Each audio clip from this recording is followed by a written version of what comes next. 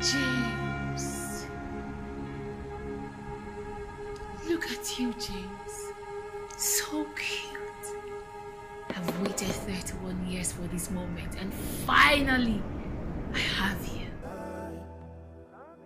I had to watch this movie over 5 times because for me, it was beyond a movie. The movie acted as a bridge in passing on the message that many preachers like Apostle Femi Lazarus, Apostle Michael Rokpo, Prophet Joel Gibi, and others have been trying to correct in the music ministry, that many gospel ministers did not actually see as a message being sent in love. So what the Winlos did was just like, since these people are not understanding these things, say no more, watch this.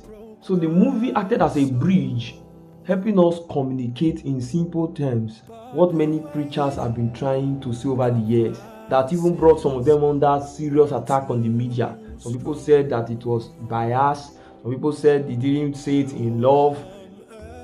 But I think this movie helped to just interpret it clearly. One beautiful thing that really stood out for me watching this movie was how they brought the spiritual perspective of many of the things we see physically and we just trivialize. Things like naming ceremonies, things like childbirth, things like even greed. That these things don't just happen without a spiritual side to it. A lot has gone on in the spirit realm before what you are seeing in the physical began to happen.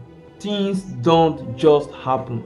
There is a spiritual side to it. And for me, I think that is what Christian movies should actually be about. And every time I watched the movie, there is this holy fear it brought upon me. I don't know if you had the same experience, but stay with me. The movie is not just focusing on music ministers, but it is a very clear message to every believer, especially those who their assignment is in one way or the other connected to the altar. You don't have a choice but to review and check your motives again and again. And as a young minister that travels, another lesson that stood out for me in that movie was to not let my guard down just because of a change of environment. You know, sometimes when we travel outside our terrain or the one we call home, and we see how people celebrate some of the things we do that people actually trivialize at home. You know, you may just be tempted to accept every compliment and everybody that come your way and think that they all want your good. But it is not always so. Same devil at home is the same devil at away.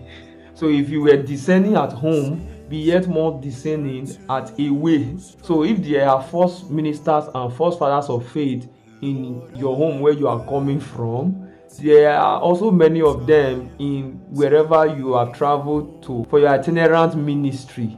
May we defeat the devil both at home and away. Cut the camera.